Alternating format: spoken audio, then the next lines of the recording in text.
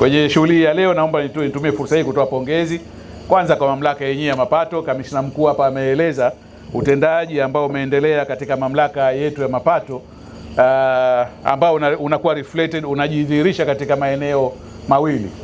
Moja, utendaji wenyewe sio kwamba tunakwenda kwa mafamba. Kila mwezi kunapangwa lengo.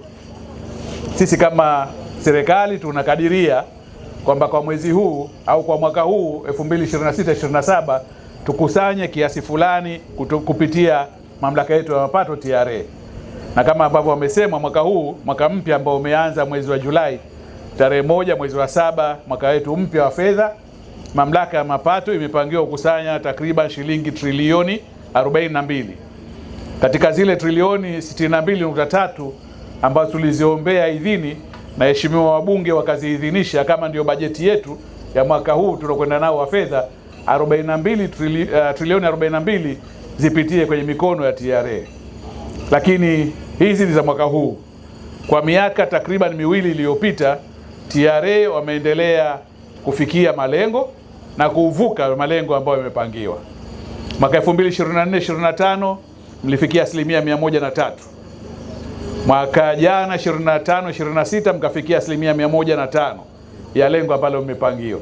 Kwa hiyo ukiwapangia 100 wanaongeza na turhani kidogo, 3 ya ziada, mwaka jana 5 ya ziada, na mwaka huu na hakika wataongeza, sijui itakuwa 7. Kama tutafanya hesabu hizi arithmetic progression, common difference ni 2, mwaka huu utafikia 107%. Sina wasiwasi tutavuka hilo lengo la 42 trilioni. Tutegemee tutafanya vizuri zaidi katika mwaka huu. Kwa hiyo moja ni hila kufikia malengo. Lakini la pili ambalo kamishna mkuu hakulisema ni ukuaji wenyewe wa mapato. Kwamba sio tu tunafika ile lengo tulilopangiwa, lakini ukilinganisha kipindi kilichopita na kipindi kama hiki kingine, mapato yaliyokusanywa mwaka huu yanakuwa yameongezeka zaidi kuliko yale ya mwaka jana.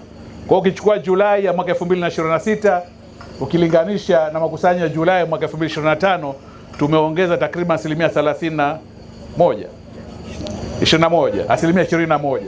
Kwa hiyo katika kila shilingi moja tuliokusanya mwaka jana, mara hii tumeongeza na senti 21 nyingine. Kwa hiyo sio ukuaji mdogo. Kwa hiyo mambo mawili haya nitaka niwapongeze sana wenzetu wa TRA.